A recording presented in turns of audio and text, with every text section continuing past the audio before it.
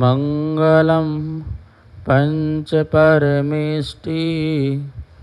मङ्गलं तीर्थङ्करं मङ्गलं विश्वजिन्धर्मं मङ्गलं वीरशासनं मङ्गलं वीरशासनं वन्दितो सव्यसिद्धे ध्रुवमचलमनोभवं गतिं पाते वोक्षामि समयपाहुड मृणमो सुध केवली भड़िदम्। समय सार परम मांगलिक ग्रंथ है। आचार्य भगवान कुंदकुंद स्वामी द्वारा यह ईसा पूर्व प्रथम शताब्दी में लिखा गया और इसमें प्राकृत भाषा में 415 जो है गाथाएं कही गई हैं। भगवान महावीर स्वामी की वाणी को इसमें प्रस्तुत किया गया है। भाषा प्राकृत तो है ही है, शैली बहुत ही आध्यात्मिक है। अध्यात्म शिखर के शिखर पुरुष जो हुए वो आचार्य कुंदकुंदेव हुए और उनकी परंपरा को सभी आचार्यों ने एक मत से स्वीकार किया है। मैं एक शुद्ध ज्ञान दर्शनमयी अरूपी आत्मा हूँ, इस बात की चर्चा यहाँ चल रही थी। गाथा नंबर 38 में अहमेको खलु शुद्धो दंसननाणमयो सदा रूपी नवि अत्थि मध्य किंचिवी अन्नम परमाणु में तंपी। मैं एक हूँ, शुद्ध हूँ, ज्ञान दर्शन मैं हूँ, सदा अरूपी हूँ। रूपी मेरा स्वभाव नहीं है, अरूपी मेरा स्वभाव है। जहाँ स्पर्श रस गंध और वर्ण ये होता है उसे रूपी कहते हैं। मैं अरस अरूप अगंध अस्पर्श स्वभावी हूँ। ये शब्द भी मेरे नहीं हैं। ये रस, ये गंध, ये वर्ण, ये स्पर्श, ये पुद्गल के गुण हैं, उनकी पर्याय हैं, मेरे नहीं हो सकते। मैं तो अरूपी हूँ। जैसे आकाश अरूपी है, काल द्रव्य अरूपी है, धर्म अधर्म द्रव्य अरूपी है, ऐसी प्रकार से जीव द्रव्य भी अरूपी है। 6 द्रव्यों में 5 द्रव्य अरूपी हैं, मात्र एक पुद्गल द्रव्य जो है वह रूपी है। इस बात को हमें समझना है। अरूपी रूपी के साथ कैसे रहने लगा? अरूपी ने रूपी की संगति कैसे की? तो अनादि संबंध है। अनादि काल से यह अरूपी रूपी के साथ है। प्रारंभ कहाँ से हुआ, शुभारंभ कहाँ से हुआ, यह विषय नहीं बनता है, क्योंकि अनादि से। जैसे स्वर्ण और पाषाण कब से है? पहले स्वर्ण था कि पाषाण था, या पाषाण था कि स्वर्ण था, ये दोनों कब मिले?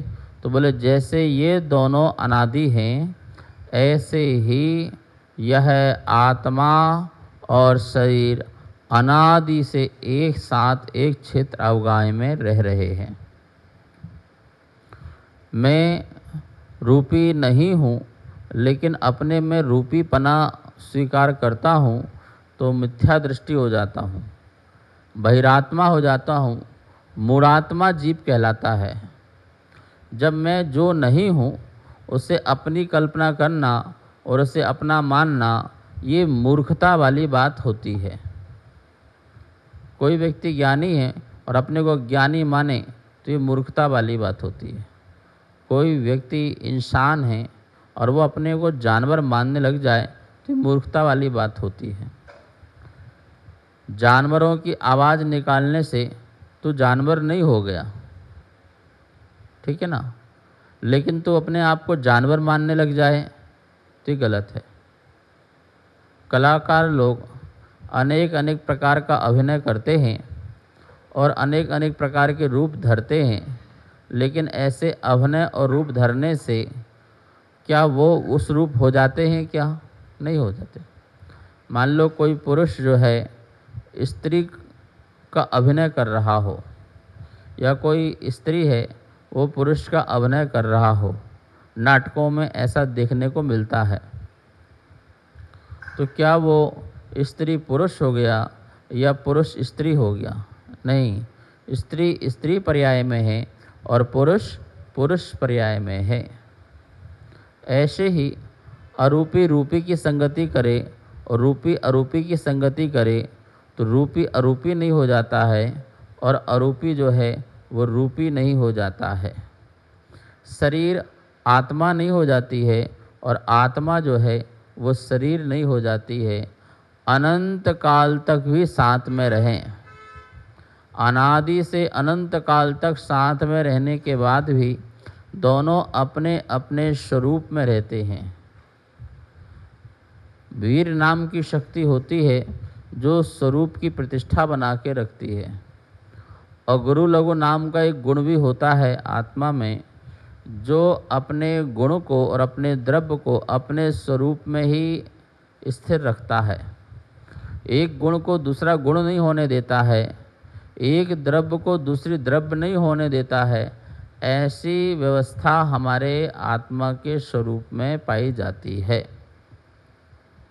अतः हमें मूर्ख नहीं बनना है, हमें मूढ़ नहीं बनना है, हमें बहिरात्मा मिथ्या दृष्टि नहीं बनना है, हमें तो ज्ञानी और सम्यक दृष्टि बनना है, जो ये भेद ज्ञान की कला से दो द्रव्यों में स्वरूप से भिन्नता करे।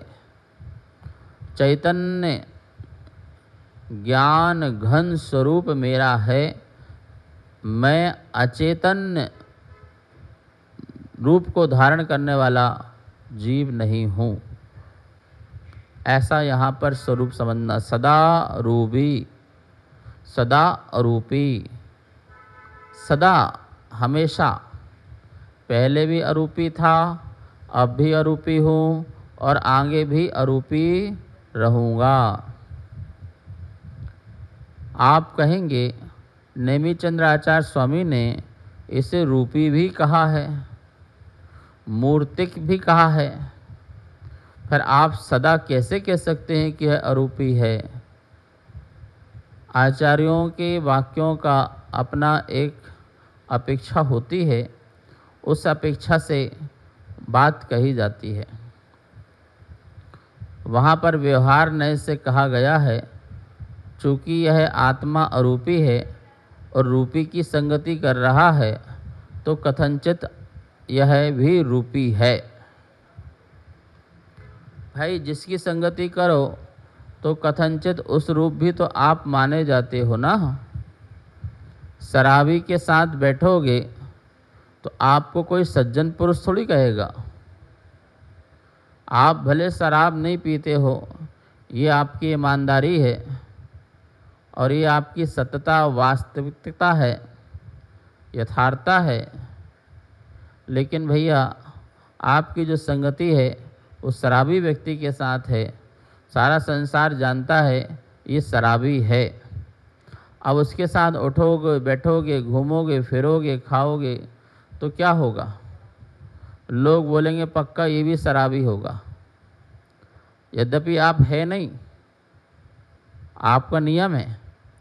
आपने मुनिराज से नियम ले रखा है कि मैं कभी भी शराब नहीं पीऊँगा, अष्टमूल गुण का नियम लेता हूँ, 3 मकार का त्याग करता हूँ, और आपने त्याग भी कर दिया, पर आपकी बैठने की संगति उन व्यक्ति से है जो व्यक्ति पीते हैं और जग जाहिर है कि ये पीते ही हैं। सारा गांव, सारा शहर, सारा परिवार, सारा पड़ोसी ये जानता है कि ये व्यक्ति बहुत शराब पीता है। अब आप उसके साथ दोस्ती करते हो, उसको मित्र बनाते हो, सखा बनाते हो, अपने आसपास बैठाते हो, बात करते हो, साथ साथ घूमते हो, तो बोलो भैया सबके मन में क्या आएगा? भैया ये भले सबके सामने नहीं पीता है, लेकिन कभी ना कभी अंदर खाने इसके साथ एक दो पैक तो जाते ही जाते होंगे। और वो दुनिया भी आपको पीठ पीछे कथनचित शराबी कहने लग जाए, आपके मुख में ना कहे, आपके समक्ष में ना कहे, क्योंकि आप तो रोज़ धर्म करते हैं, मंदिर जाते हैं, पूजा पाठ करते हैं, आरती करते हैं, अभिषेक करते हैं और मुनिराजों को आहार दान देते हैं चौका लगा करके। तो हो सकता है कि वो आपको समक्ष या आपके समक्ष आपको शराबी ना कहे, लेकिन पीठ पीछे तो शराबी। ऐसे ही आचार्य भगवान ने कहा कि भाई मैं तो अरूपी हूँ, मेरा कोई रूप रस गंध वर्ण नहीं है मेरी आत्मा का, लेकिन संगति किसके साथ है? रूपी के साथ है।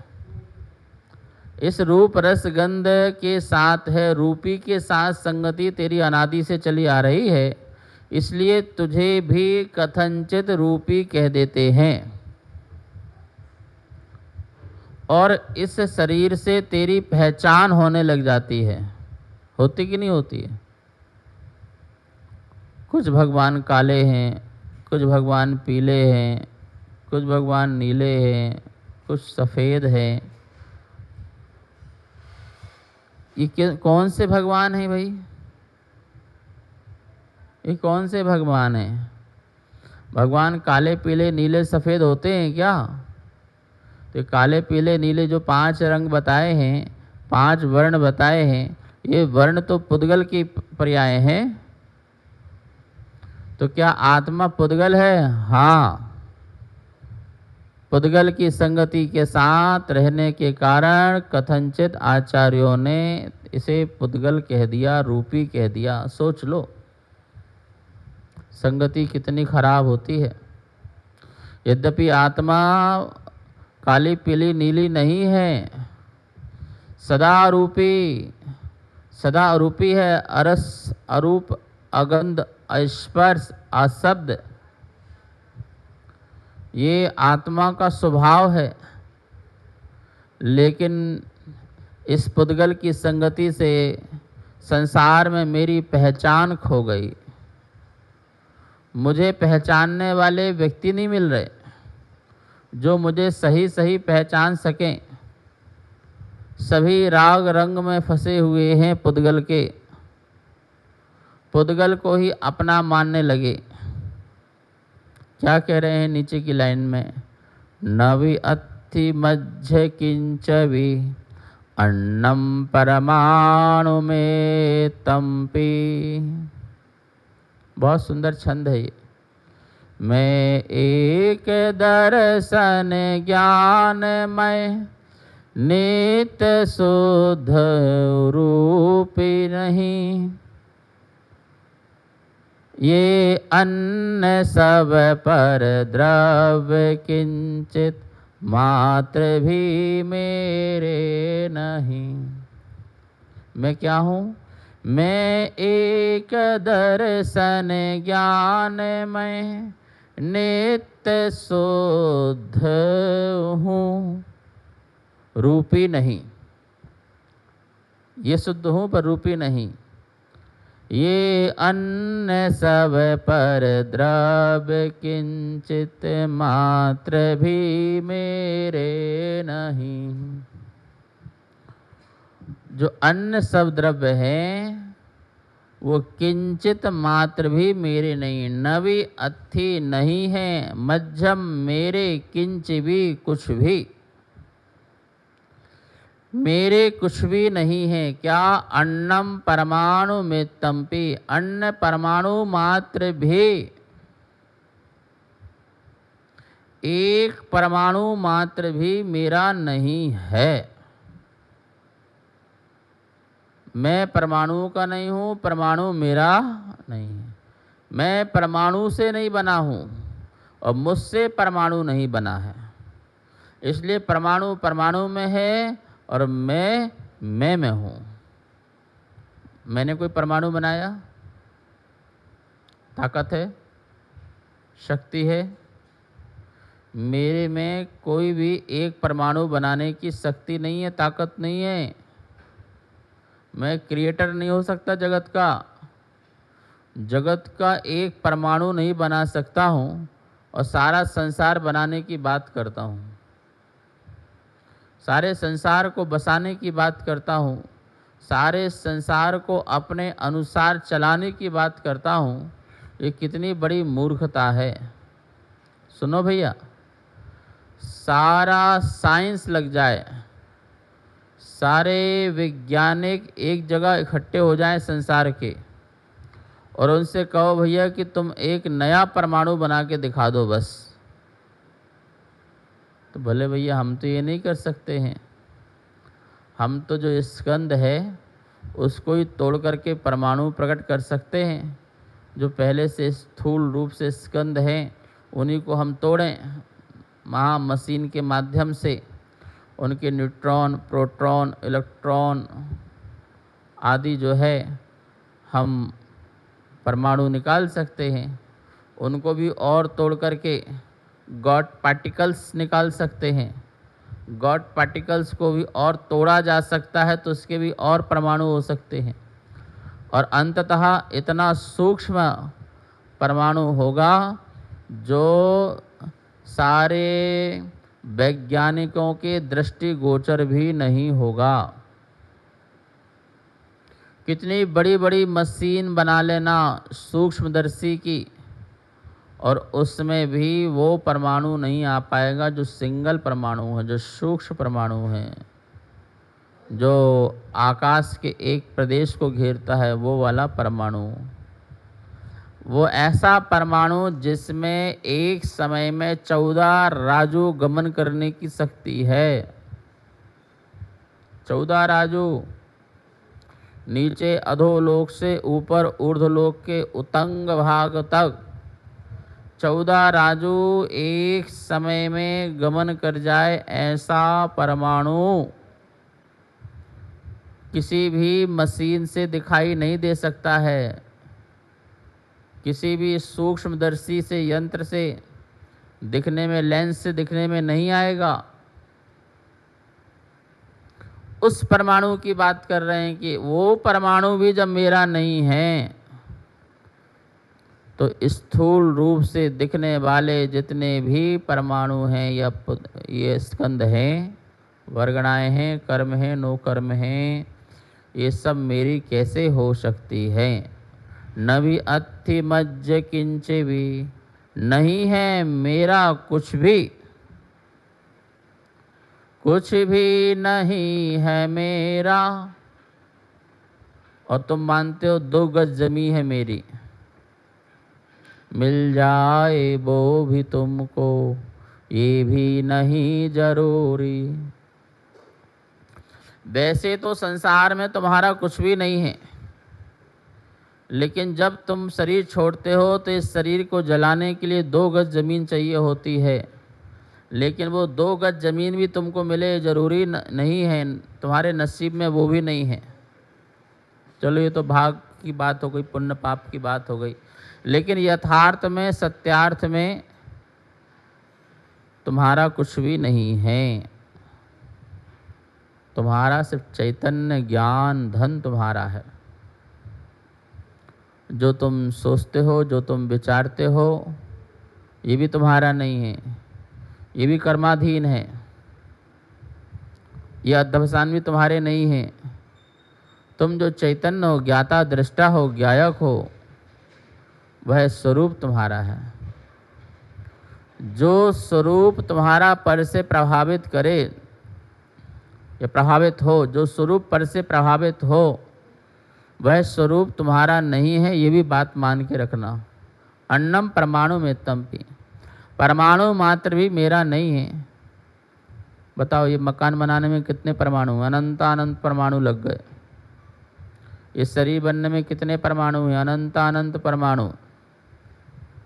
एक एक चीज में अनंत परमाणु लगे हुए। जब तुम्हारा एक परमाणु भी नहीं है तो अनंत परमाणु भी कैसे हो सकता है। महाराज जी बिल्कुल बात सही लिखी है कुंद कुंज स्वामी ने। क्या बात सही लिखी है? एक परमाणु मेरा नहीं है, बाकी सारे तो मेरे हैं।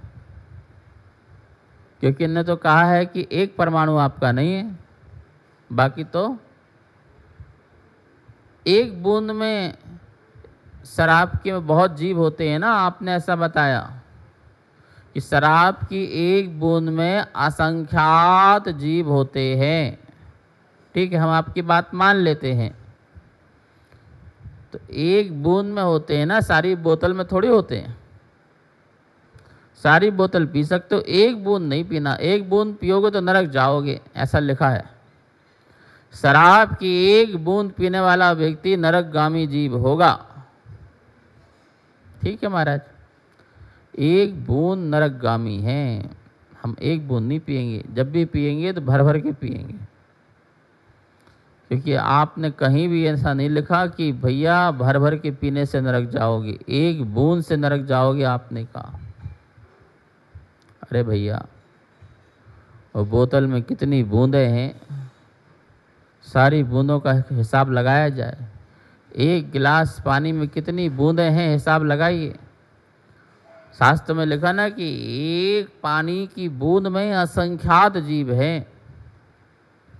इसका ये मतलब थोड़ी कि पूरे सरोवर में, नदी में, सागर में जीव नहीं हैं। वो भी असंख्यात बूंदें हो गई, और उन सब में असंख्यात असंख्यात जीव हैं, भरे हुए हैं। ऐसे ही जब यहाँ कहा जाए कि एक परमाणु मात्र भी मेरा नहीं है, तो नहीं है, तो इसका मतलब है परमाणु ऐसे अनंत अनंत परमाणु से मिलकर बनी हुई कोई भी वस्तु, कोई भी परिग्रह मेरी नहीं हो सकती है। तो गुरु जी ये बताइए, जब आप कह रहे हैं कि एक परमाणु भी मेरा नहीं है, तो फिर हम जब बोलते हैं कि मेरा घर है, मेरा परिवार है, मेरा शरीर है, मेरे कर्म हैं, तो क्या ऐसा बोलना मिथ्या है? हाँ, ऐसा बोलना मिथ्या है यदि तेरी मान्यता में ये है कि ये मेरे हैं और मैं इसका हूँ। मात्र बोलना मिथ्या नहीं है, मान्यता में रख कर के बोलना मिथ्या है। तेरी श्रद्धा में यह है कि यह मेरे हैं तो बोलता है कि यह मेरे हैं, तो मिथ्या है। लेकिन तेरी श्रद्धा में यह है कि यह मेरे नहीं है, लेकिन बोलने मात्र के लिए मैं बोल रहा हूँ, तो सम्यक है। बोलने मात्र के लिए, बोलने मात्र के लिए मैं बोल रहा हूँ। श्रद्धा में, मान्यता में, आस्था में ये निश्चित है, भेद ज्ञान से ये मेरा नहीं है, लेकिन व्यवहार में यह बोला जाता है जब कोई पूछता है, भाई साहब मकान किसका है? भाई हमारा ही है। ठीक है। ये गांव किसका है? ये हमारा है। ये कपड़े किसके हैं? हमारे हैं। ये वस्त्र आभूषण किसके हैं? हमारे हैं। ये बच्चे परिवार किसके हैं? हमारे हैं। तो ऐसा जब किसी ने पूछा तो उसका समाधान करने के लिए उसको जो पूछना था उसको उसकी जानकारी मिल जाए, इस मात्र से बोला गया है। लेकिन ऐसा अंतरंग में समझा न जाए, पूछने वाला भी सम्यक दृष्टि हो और समझने वाला भी सम्यक दृष्टि हो तो बात ठीक है। यदि मैंने कहा यह मेरा और समझने वाला मिथ्या दृष्टि है, तो वो भी बोलेगा बाद में, अरे तेरा है तो मेरा भी है। अन्नम परमाणु मित्तम पे किंची भी, कुछ भी अन्न परमाणु मात्र भी मेरा नहीं है।